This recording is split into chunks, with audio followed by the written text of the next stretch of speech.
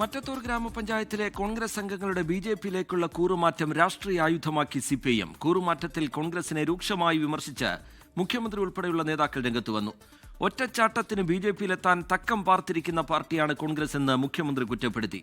മോദി പറയുന്ന സ്ഥലത്തൊക്കെ ഒപ്പിട്ടുകൊടുക്കുന്ന പിണറായി വിജയനാണ് കോൺഗ്രസിനെ പരിഹസിക്കാൻ വരുന്നതെന്നാണ് വി.ഡി. സതീശന്റെ മറുപടി. അരുണാചൽ പ്രദേശിലും ഗോവയിലും കോൺഗ്രസ് എം.എൽ.എമാർ കൂട്ടത്തോടെ കൂറുമാറി ബി.ജെ.പിയിലെത്തിയതിന്റെ കേരള മോഡലാണ് മറ്റത്തൂർ പഞ്ചായത്തിൽ കണ്ടതെന്നാണ് മുഖ്യമന്ത്രിയുടെ വിമർശനം.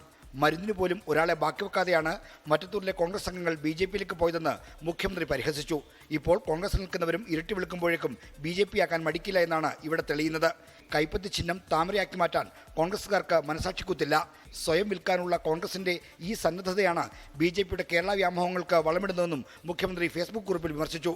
മന്ത്രിമാരടക്കമുള്ള മറ്റ് സി.പി.എം നേതാക്കളും മറ്റത്തൂർ കൂറുമാറ്റത്തിൽ കോൺഗ്രസിനെ വിമർശിച്ചിട്ടുണ്ട്.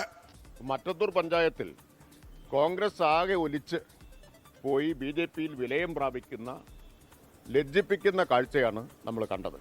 കോൺഗ്രസ് നേതൃത്വത്തിൻ്റെ അറിവോടെയാണ് അതെന്നുള്ളത് വ്യക്തമാണല്ലോ. കുമരകത്ത് പ്രത്യുപകാരം ബി.ജെ.പി കോൺഗ്രസിനെ സഹായിച്ചു എൽ.ഡി.എഫിനെ പരാജയപ്പെടുത്താൻ. തദ്ദേശ തെരഞ്ഞെടുപ്പിലെ തകർപ്പൻ ജയത്തിനിടയിലുണ്ടായ കൂറുമാറ്റം കോൺഗ്രസിനെയും യു.ഡി.എഫിനെയും പ്രതിരോധത്തിലാക്കി. സ്ഥാനമോഹികളാണ് പാർട്ടിയെ വഞ്ചിച്ച് ബി.ജെ.പിയിലേക്ക് കൂറുമാറിയതെന്നാണ് കോൺഗ്രസിന്റെ പ്രതിരോധം. കോൺഗ്രസിനെ വിമർശിക്കാൻ സി.പി.എമ്മിന് എന്ത് അർഹതയാണുള്ളതെന്നും പ്രതിപക്ഷ നേതാവ് ചോദിക്കുന്നു. മുഖ്യമന്ത്രിയുടെ ആഗ്രഹം അവർ ബി.ജെ.പി പോകണമെന്നാണ്. കാരണം ബി.ജെ.പിയെ ശക്തിപ്പെടുത്താൻ വേണ്ടിയിട്ടാണ് നിൽക്കുന്നത്. അവർക്കെതിരെ നടപടിയെടുക്കാൻ കാര്യം പാർട്ടി അവിടെ ആലോചിക്കാനാണ് അവർ ചെയ്തത്. അതുകൊണ്ടാണ് അവർക്കെതിരെ നടപടിയെടുത്തത്. അല്ലാതെ അവരാരും രാജിവെച്ച് ബി.ജെ.പിയിലൊന്നും ചേർന്നിട്ടില്ല. മുഖ്യമന്ത്രിയുടെ ആഗ്രഹമാണ്. ലോക്സഭാ തെരഞ്ഞെടുപ്പിന് പിന്നാലെ തദ്ദേശ തെരഞ്ഞെടുപ്പിലും നഷ്ടപ്പെട്ട ന്യൂനപക്ഷ വോട്ടുകൾ തിരികെ പിടിക്കാനുള്ള രാഷ്ട്രീയ അവസരം എന്ന നിലയിലാണ് മറ്റത്തൂർ കൂറുമാറ്റത്തെ സി.പി.എം കാണുന്നത്. 24 തിരുവനന്തപുരം. ലോകത്തെവിടെയായാലും ഏത് സമയത്തും 24 വാർത്തകളും ഓഗ്മെന്റഡ് റിയാലിറ്റി പാക്കേജുകളും എക്സ്പ്ലെയിനറുകളും വിശദമായി കാണാൻ ഞങ്ങളുടെ യൂട്യൂബ് ചാനൽ നിങ്ങൾക്ക് സബ്സ്ക്രൈബ് ചെയ്യാം.